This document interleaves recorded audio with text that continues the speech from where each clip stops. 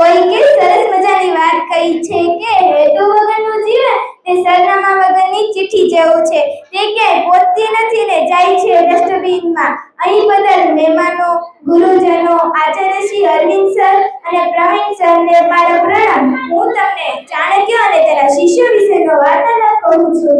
એકવારની વાત છે. ચાણક્યના શિષ્યોએ તેમને પૂછ્યું, ગુરુજી, માણસને જીવનના અંતે શું જોવું જોઈએ, શું યાદ કરવું જોઈએ? ત્યારે ચાણક્ય હસીને બોલ્યા, બેટા, અંતિમ સમયે માણસ પાસે 3 વસ્તુ હોવી જોઈએ. પહેલું, સત્કર્મની યાદ કે મેં સારા કાર્યો કર્યા છે. બીજું, કર્તવ્યની પૂર્તિ કે મેં પરિવાર, સમાજ અને રાષ્ટ્ર માટે ફરજ બજાવી છે.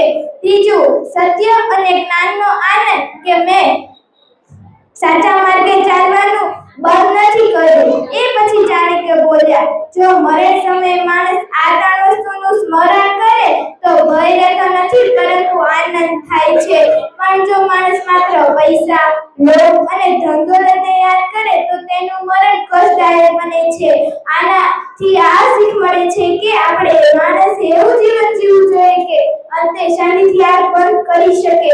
કારણ કે સોનું ચાંદી નહીં પરંતુ સત્કર્મ અને જ્ઞાન જ સાચું ધન છે. આ મંચ મિત્ર પર મને બોલવાનો મોકો આપ્યો તે બદલ શાળા પરિવારનો ખૂબ ખૂબ આભાર. હેતલ મેડમ, તમારા માર્ગદર્શન માટે હું ખાસ આભાર વ્યક્ત કરું છું. જય શ્રી કૃષ્ણ.